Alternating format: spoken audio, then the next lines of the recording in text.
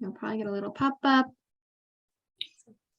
All right, so I just want to welcome everybody. As people trickle in, I'll just invite them to join us as well. You should be muted when you first come in. That's just for your own sake. I know our lives are crazy, but if you ever want to unmute, if you have questions, if you want to add to the conversation, if you have a story to tell about a deployment, anything like that, feel free to unmute at any time and share what you'd like. This is a very open and hopefully you feel it's a safe space to be able to express concerns, frustrations, excitements. Maybe you've got a homecoming coming up. I just want to remind everybody that through these discussions, please keep in mind OPSEC. If you are currently going through deployment, please don't tell us that your husband's coming home at 12 o'clock tomorrow. Like, let's, just refrain and keep safety measures in check. But feel free to be excited and share that your husband's coming home soon. We'd love to hear that, or your boyfriend or your girlfriend, whatever it is. So I want to start by just introducing myself, and then we'll move to Sarah and Rachelle, who on my screen are on either side of me. I don't know how it looks for you guys, but we'll just start there. So I'm Britt. I'm the owner of New Altitudes, as well as the owner of MilSO Box. And I have been an entrepreneur and a military spouse since 2019. I absolutely love what I do, and I love that I'm now part of MilSO Box officially. I was like behind the curtain as the wizard for about a year before I took over in June, so that's exciting. So Sarah, why don't you give everybody a good introduction as to who you are?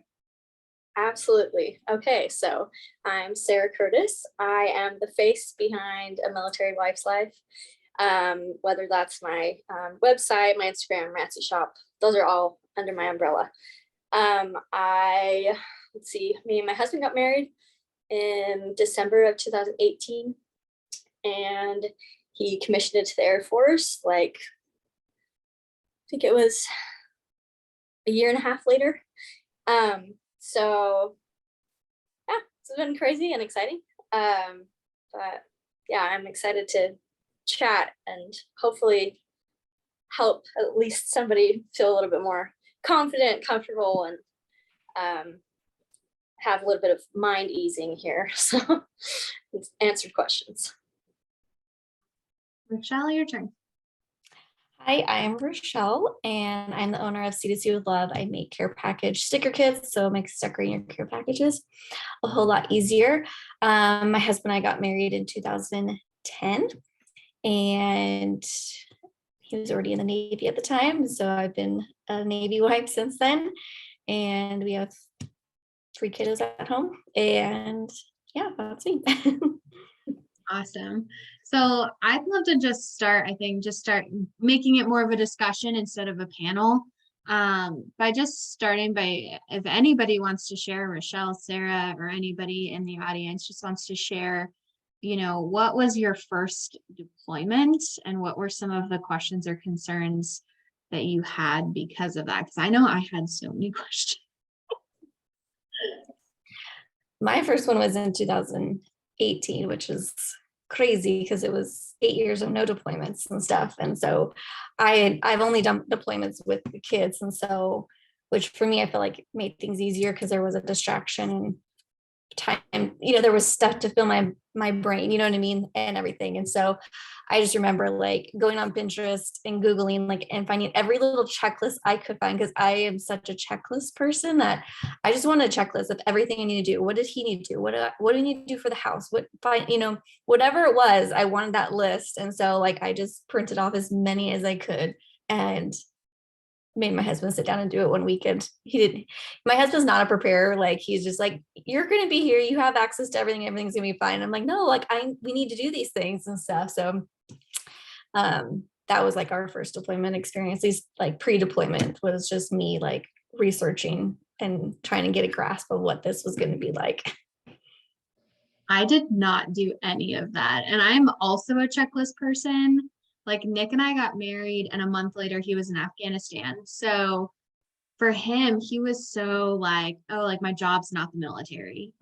Our first, all of our dating, it's just like a 9 to 5, except I work weird hours. Sometimes I'm not home for dinner, the typical, sometimes there's a wrench in things.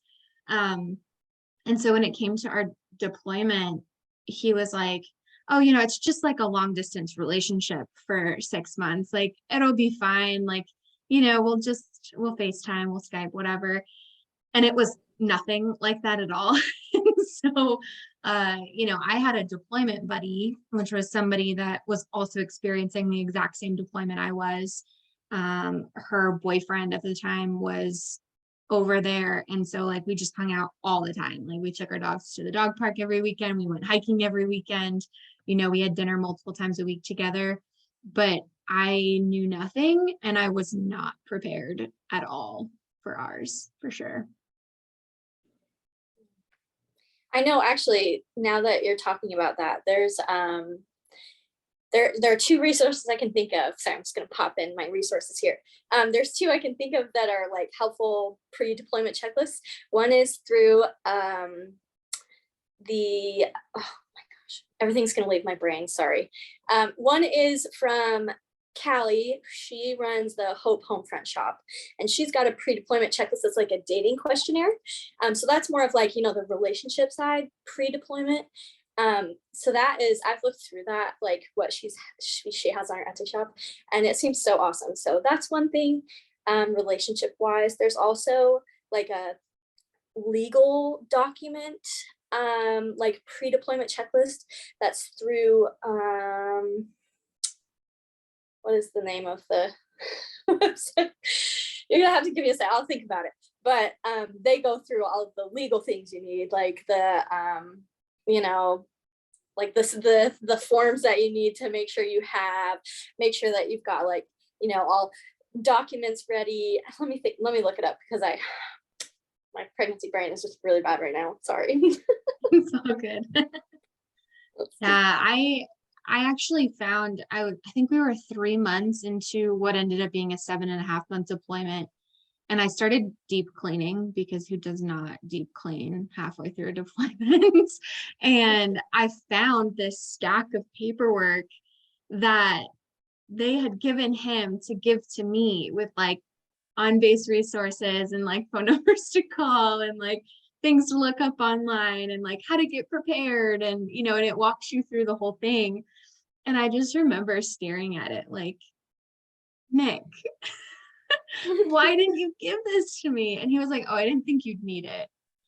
And so I think like one of the biggest things for Nick and I was that we were not good communicators around deployment stuff. Like, I've learned through talking to so many military spouses now the importance of like, okay, what are our boundaries going to look like? And like, what's okay, what's not okay? And, what is our schedule of communication going to look like? Or what happens if we can't have that communication that we hope to have while all those blackouts are happening? And it's just things that I wish we had done that we totally didn't do. And then it set us up to fail, because I was expecting one thing and he was expecting something else.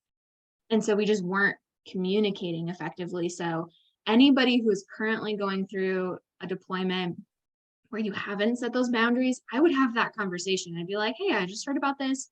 I think it's a good idea. Like, what are your expectations? Especially as we get closer to like the holidays, no matter what holiday you celebrate, whether it's just Thanksgiving or whether you have holidays in December that you celebrate as well, like understanding what you would like them to be able to do or provide, or, whatever, especially if you've got a bigger family. It's just so helpful, and something that we did not do that I highly, highly recommend. Yeah, communication is so important, and I think it's undervalued. But yeah, sorry, I'm just going to keep throwing resources out here. Another one, Michelle Buller from The Waiting Warrior has a workbook, Staying Connected Through Military Separation, that also is super helpful with that. So goes through, and you don't have to do it with your person, but you can. But yeah, going through things like, important topics to cover before or like while they're gone, and like the importance of making sure your needs are met, their needs are met, making sure you're communicating that out loud.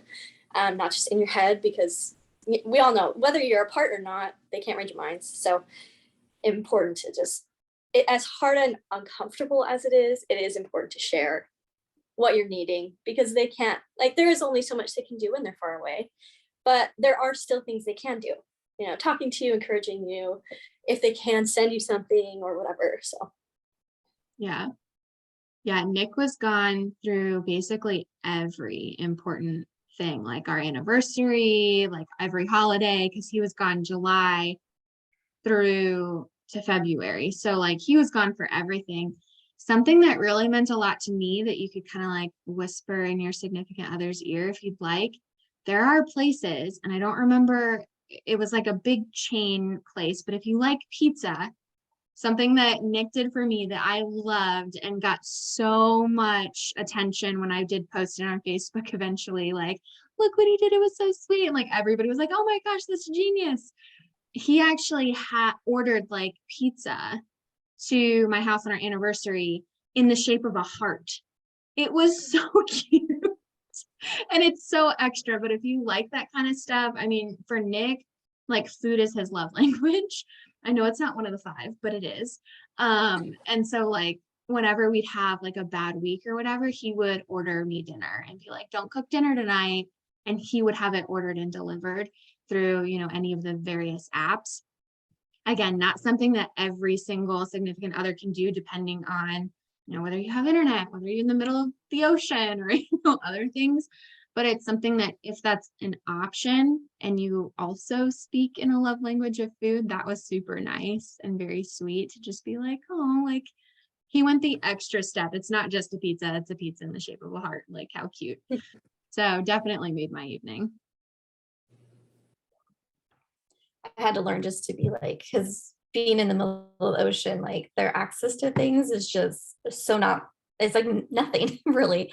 And so I definitely had to just learn to not expect that he's going to send me something for our anniversary, or, you know what I mean? I just had to be thankful for like emails essentially, because a lot of times that all we had was email, maybe Facebook Messenger, or, and then even just like send him pictures of the kids. It's like, he's like, they need to be the smallest size you can possibly send, you know, because things take forever to download and everything. And so it was like being on a ship is so much different than sometimes, like, I don't know what the right terminology is, but like, you know, land deployments, I guess, you know, like they're on like you know, in a foreign country, but like in one specific location the whole time, you know, and, you know, with going off of that, like just time zones and stuff with the communication, it's just like, no one can be losing sleep, you know what I mean? Like, and so that's something to always think about too. And your expectations is that, you know, they're going through a lot, you're going through a lot, but you all need your sleep, but, you know, do what you can.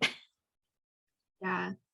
What is everybody's favorite resource? Like Sarah, I know you got a lot of them, but if you had to pick one or two, like what would your top resources be for someone who's maybe never gone through deployment before or not went through the holidays? Well, I know, so I remembered that one that I forgot. It was Military One Source, but that's probably one of the top two, I would say, is Military One Source. More for the side, not for the more like the emotional side, but more for like the physical, like you know, the documents thing, or you know, the how this is gonna work type of thing. Like they go through stuff like military calls and like all that kind of stuff. So that one's super helpful. They also I have like counseling and stuff too. Yes, So they like do. it's a great resource, whether you're going through deployment or not. Like they have so much on that. You can get lost on that website, but Oh there's a yeah, lot of good value there.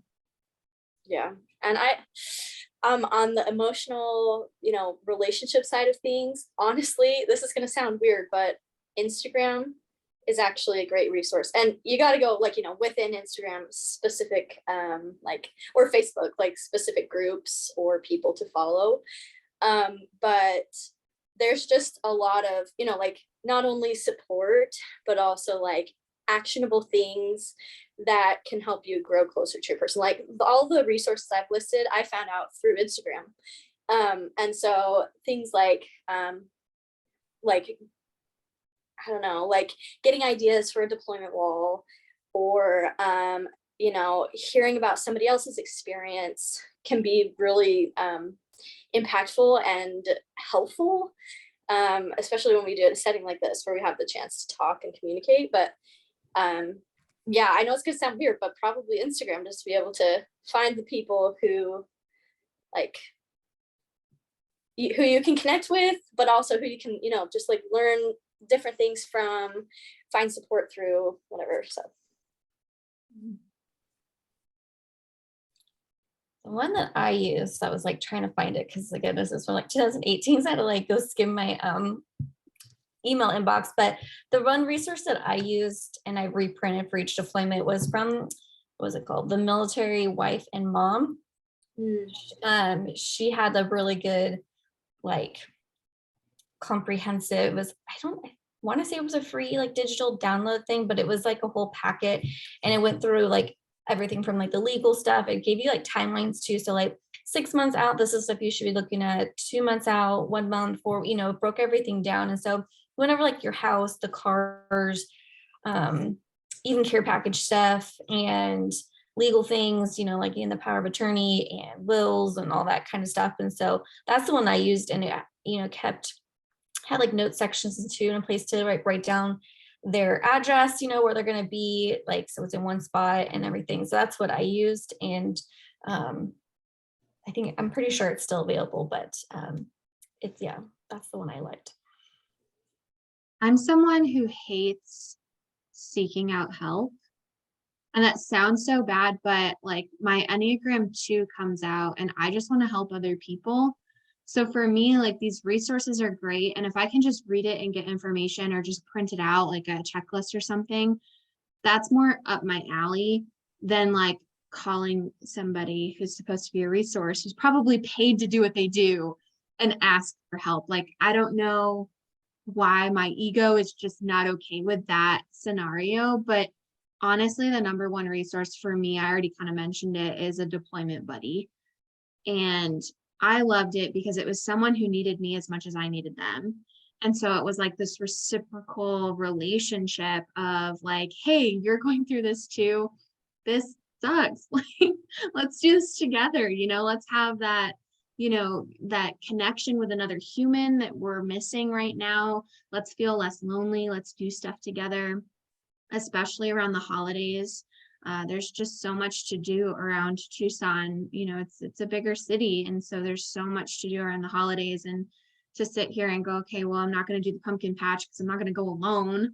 I wouldn't want to go to a pumpkin patch alone, but having a deployment buddy to be able to go, hey, like, I don't know if you're missing it too, but like, I'd love to grab apple cider or, fresh donuts or, whatever it is, whatever traditions are happening near you. Like, I just want somebody to go with me so that I'm not alone. Like, hey, I haven't eaten out for dinner in like forever. Like, let's go, let's have a date night, let's pick a Friday and just go have dinner together. So it was those little moments that I felt like I missed the most, besides, of course, Nick, my husband. It was like doing things that made me feel normal and not like a little hermit crab, that I really enjoyed. So for me, it would definitely be a deployment buddy, just having somebody who needs me as much as I needed them. I would second that. That's because I've only had one out of all these few deployments we've had, but it was nice because she had a little one that was the same age as one of my kids. I forget now which one. I think is my son. But just also like, hey, I haven't heard from my husband in 3 days. Have you heard from anybody? And they're like, no, okay, they are in like a blackout thing, like, oh, they lost internet, whatever. Or just, even if it's not someone you hang out with, but just someone that you can check in on and just kind of like, have you heard anything, just to have that, like, someone outside the command that may not be like, I don't know, each branch is different. We have an ombudsman, I think there's like the FRG, but something that you might be like, I don't really want to go talk to them or ask them or bug them, at least you would have somebody to kind of just be able to check in and chat with and stuff. Yeah, we got lucky. Her boyfriend was on the day shift and my husband was on the night shift. It's like we always had someone awake. So like, if I didn't get a morning text, I was like, okay, he's either running late or something's wrong. Like, so I would check, hey, is anything going on? And she'd be like, oh yeah, totally. I've heard from him today. And I'm like, okay, cool. So like mine is just like a hot mess, and that's okay. Just having that validation of like, are you scared? Yeah, me too. Like, just, feeling connected. That's huge. Mm-hmm. Okay. If you're Siri thinks I need help. Does anybody, I know I mentioned it before, but we've had some people go, some people come, which is great. And so I've muted you all as you entered, just so that if someone was speaking when you entered, we weren't talking over each other. I know background noises and hectic lives can do that. But if anybody wants to unmute and ask questions or share their deployment story or a resource or even an Instagram account that they followed that was super helpful, anything like that, feel free to unmute. This is not supposed to be a panel. This is definitely a discussion and a safe place to do that. So feel free to unmute and ask a question or unmute and share a story. Can they use the chat too if they don't want to? Yes, absolutely use the chat. I know a lot of you guys are on your phone, which makes the chat hard, but feel free to use the chat if you don't want to talk or you can't talk right now. That's totally fine too. And I've got an eye on that. Yeah. If you want to remain anonymous, you can just send a message directly to me and I won't say who's asking. I'll just ask the question.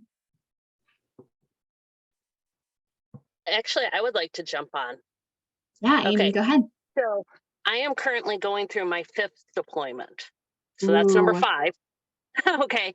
And you were spouting off all the different resources and stuff. But my favorite resource is the USO. Please use them. They are amazing and they have so many amazing programs. And right now for us, they've been doing a twice a month get together for our families. Now, I am a National Guard spouse, so our families are all over the state and trying to figure out how to keep all of them together and stuff. And you said that you're afraid to call people. Call the person. I know how much they're getting paid a year because I'm applying for that job. Call them. They need it. They need to do something. So don't be afraid to call them. They're pretty awesome. And then for communication, like I said, 5th deployment, completely different. We do the red light, green light communication now where when we talk to each other and it's like, I have something to tell you. Are we red light or green light today? So like if he's not in the mood to hear what's going on, he's like, it's a red light. Okay, then I'm not going to discuss what is going on in the house. But this time we've actually like gone through, I am not telling him anything that's going on in the house. And it has been beautiful this time around. So I just make the decisions. I really like the red light, green light. I've never heard of that, but that's genius. Yeah, oh, go ahead. it is pretty amazing because like he's got things going on with his dad and stuff. And I'm like, hey, you want to know what's going on with your dad? And he's like, red light. So it's not even I don't want to talk about it because, that ends up doing hurt feelings on myself or for his mom. It's just red light where we'll discuss it later. I like that a lot. That's really good. I don't see any questions in the chat yet. Feel free to ask them at any time. I'm curious though, what was the hardest part about deployment for you guys? Okay, well, so our deployment wasn't a deployment, it was a separation. It was a training separation. And actually, surprisingly, one of the hardest parts for me was we had made really good friends with another couple, and both of the guys went on the training. She was home and I was home, and we had very different experiences with just because of our stages of life. I was pregnant, she was not. She was working, I was not. Just very different experiences.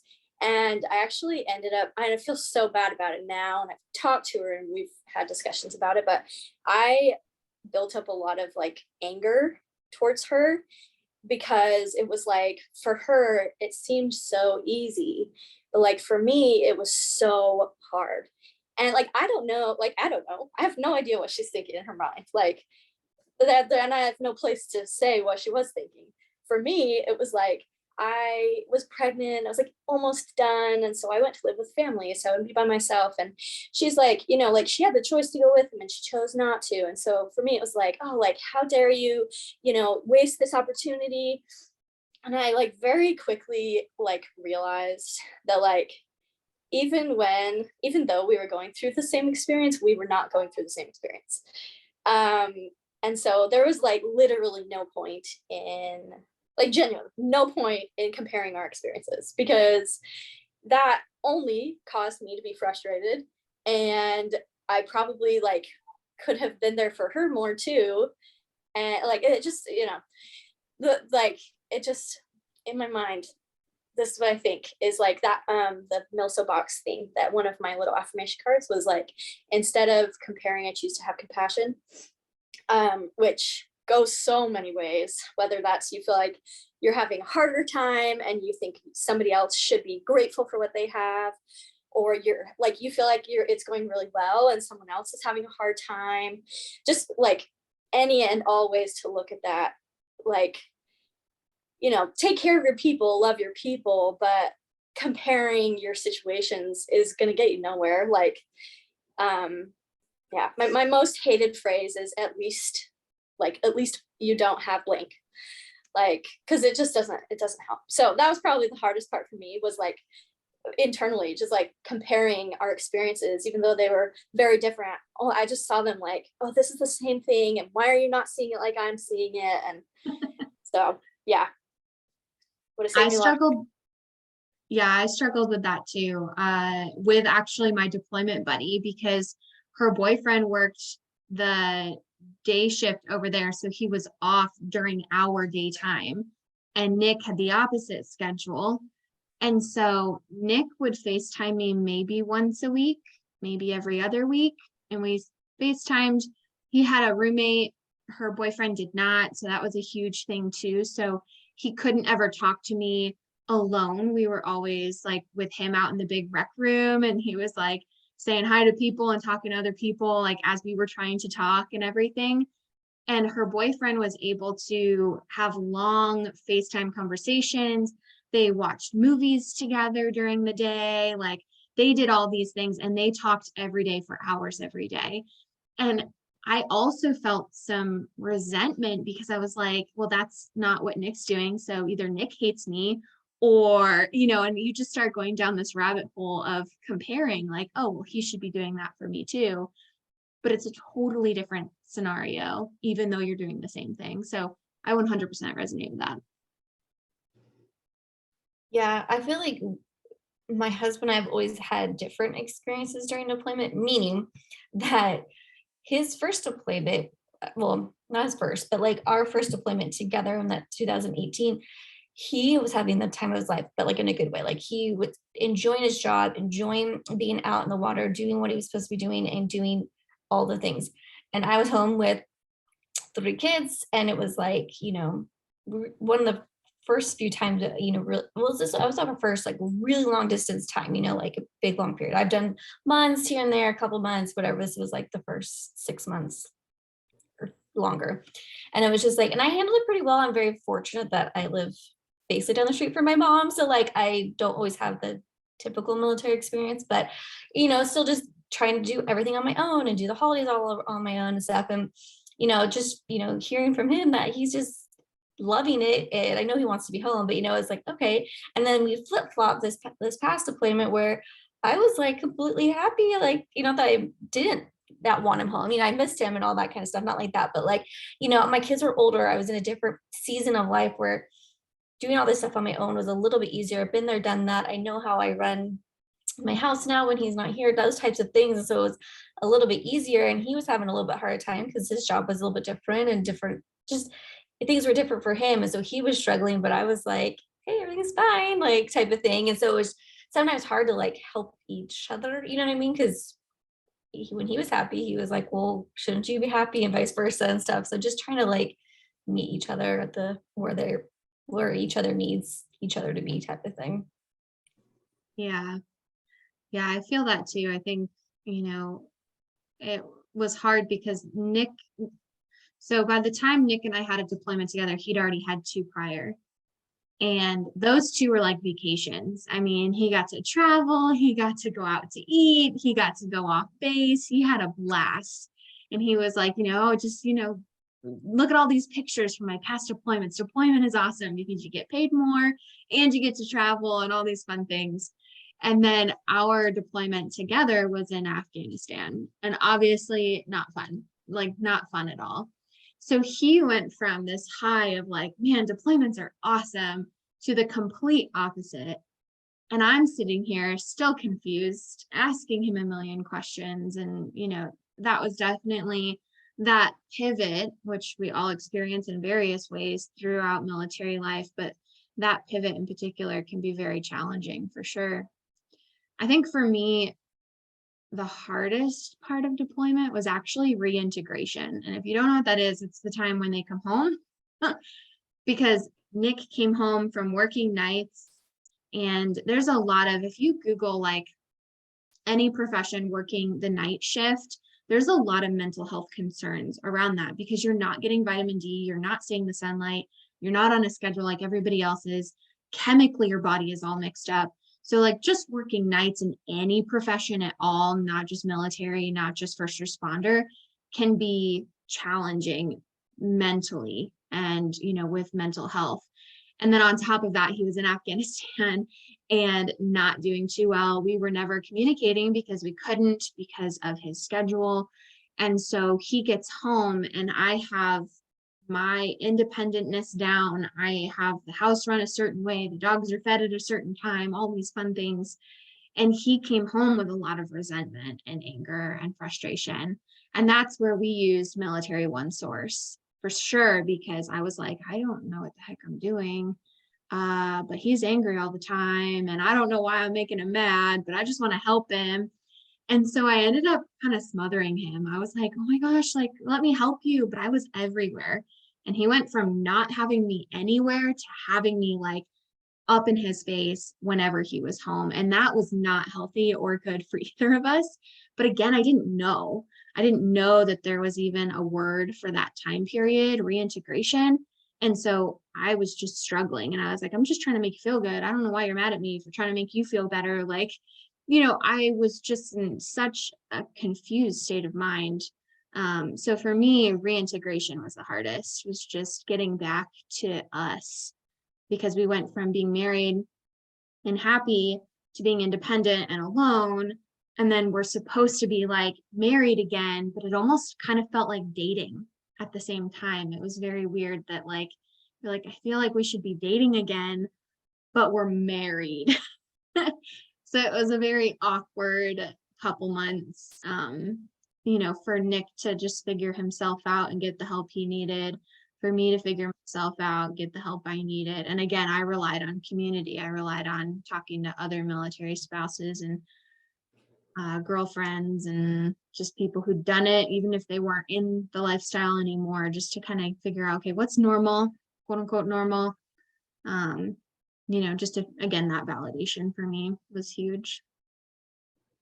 Yeah, them coming home is exciting, but it's also a really tough season, because you definitely do get used to how you do things when you're by yourself, or, with the kids or whatever. And I feel like, sometimes I feel like you should know what we do. My bedtime routine has not changed, you know what I mean? But it's like, they have not done it for 6 months, and it may be the same for the most part, but, trying to fit them back in, and like, do I let go of, what I was doing before or whatever. And it was funny. I remember my husband was like, one of the first times he came home, he's like, well, where are the towels? And I'm like, the towels are in the same place they've been since we moved into the house, like way before you left. So, it's just like stuff like that I was like thinking he just meshed right in, like did what he did before and stuff. And yeah, it's definitely a very interesting time.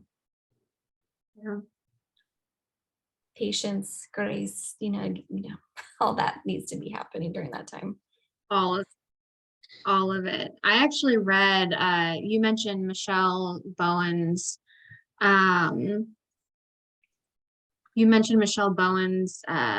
like deployment manual thing. I read it like probably like 8 or 9 months after Nick got home. And I was like, man, if only I had this. Like, I wish I had this. So highly recommend it. It's 100% a digital download right now. She's working on making them not a digital download and making them physical copies, but you can go even to her Instagram, and I'll try to find out what that is for you guys. Let's see. Michelle. It's the Waiting Warriors on Instagram, which is also her podcast, which is another great resource. All right, we do have a question. She said, how long did it actually take you guys to kind of get used to not having the guys home? Oof, that's a great question. Sarah, do you want to start? Sure. Our experience was kind of unique because I flew out to Utah and then he drove to his training. And like I immediately I saw him at the airport, left, and then saw my family. So I had like a couple hours where I was by myself, and then it was like immediately I was like with other people that I love and trust. And so I immediately went to a very different experience. So I like, obviously I missed him the whole time, but for me, it was really helpful. And I was lucky I was able to do this, to be able to just go and be with people that I trust and love, because I still had that love, that connection. Sorry. I felt weird. That chance to share very deep emotional feelings with them, and like they know him, and so they know like kind of like how we work as a couple too. And so mine was kind of weird, but and so I don't think I ever got used to it or felt like I found my anyways. So yeah. What about you, Rachelle? I don't know how other branches are, but in the Navy, the year leading up to it, they're gone a ton. Like they take the ship out for like called underways. They're like, they'll go out for a weekend. They might be gone out for 3 weeks. They might be gone for a month, and then they come home, and it's a lot of back and forth. And I actually struggle more with the back and forth than when I like actually just like face the deployment, and like they're gone, because it's like I'm constantly like, what routine am I in, sort of a thing, like with him or without him. And sometimes, they would be supposed to be gone for a week, and if something would happen, they'd be back like 2 days early, and I'm like mentally not ready to have him home almost. And I know that sounds really bad, but like it's just a different, you're expecting something, then it changes, and or they'll stay out longer. So something came up, whatever. So for me, he always had been gone a lot leading up to the deployment. And so it didn't take much for me to kind of just settle into what was going to be. I also feel like because I'm a stay-at-home mom with the kids, that like a lot of my day-to-day doesn't change, because I'm the one that always gets them up into school, and I'm the one that does the drop off and the pickups and takes them to their activities and all that kind of stuff. And I've always made sure that the kid's schedule works with just me. So that way, like if he's home, he can help. If he's not home, I can still do it on my own. So yeah, I feel like because in the Navy, they come and go so much leading up to deployment, it doesn't take very long for me to settle into it, but everybody's different. Yeah, for sure.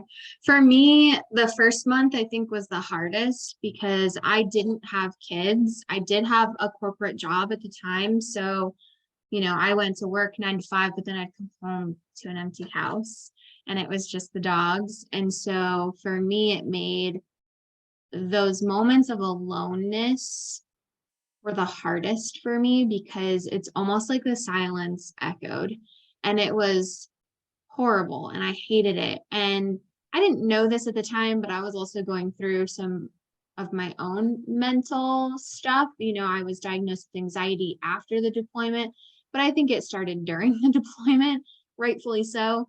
So I was going through things that I didn't fully understand either.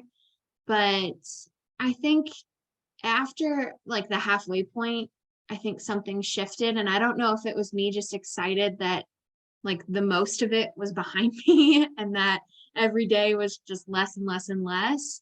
I don't think I ever fully got used to him being gone. but I think it kind of shifted after that halfway point of like, okay, like the worst or the most is behind me. And now like every day is actually a step forward and not a step deeper into this Right. tunnel or hole that is deployment. Yeah, I mean, the weekends were always the hardest for me because similar to what you're saying, it was like, that's when we were kind of like, that's when we would do a lot of family stuff where, you know what I mean? Like, we would just hang out with the kids and then that was where I felt like, oh, there's a piece missing here because he's not here type of thing. But now that this deployment, it's been a little bit not that way. And my kids are super busy. So it's just like we just constantly are going and everything. So that's been a little helpful that, last weekend it was all weekend of kids' birthday parties. So it was like I didn't have any downtime over the weekend. We were going from one to the other type of thing. So it's just like that season of life, but definitely like the first deployment when my kids were younger and we weren't as busy. It was just kind of like the weekends were like, oh, they felt very long, they felt very lonely. And Yeah, for sure. Do we have any other questions? I did get an anonymous one. I'll ask it, but if anybody has any questions, feel free to drop it in the chat or unmute yourself. You don't have to show your video. I said this in the beginning, but if you're like, I'm a hot mess today, I don't want to show my video, that's totally fine. You don't have to. You can just unmute and ask questions, or again, drop a question in a chat. Also, before I answer this question, I do have something for everybody. All you have to do is email me. But I do have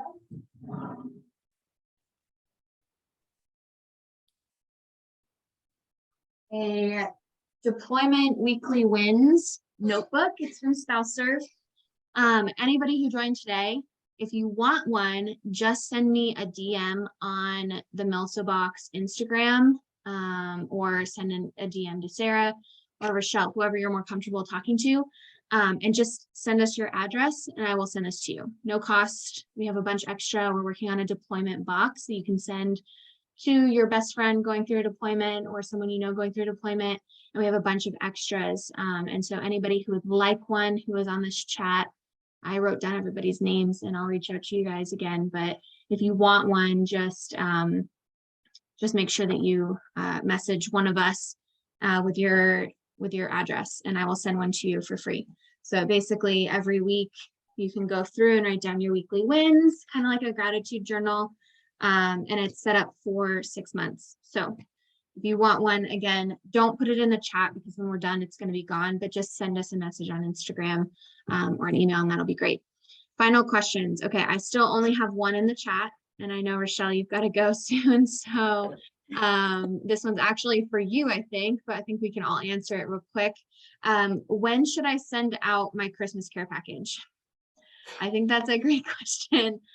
Typically care packages should be about a month out, but I know that changes around the holidays. So Rachelle, you probably have the answer. Well, I also feel it depends on what kind of deployment is. I know for like the Navy, definitely a month, because when you mail it out, it kind of has to catch up to the ship, like type of thing. So it's not like, and I know sometimes, just going to another country is a little bit faster just because it's one stationary thing. But yeah, I would always send them at least a month in advance. So if you're doing a Christmas one, end of November, I would ship it out and have it on its way. But obviously if they're like doing a training in the United States, you have more time because it's just regular mail at that point, from what I understand. So yeah, so think about where they're at and then, go from there. But typically, definitely a month should be kind of your baseline. I agree. I always sent out care packages a month in advance.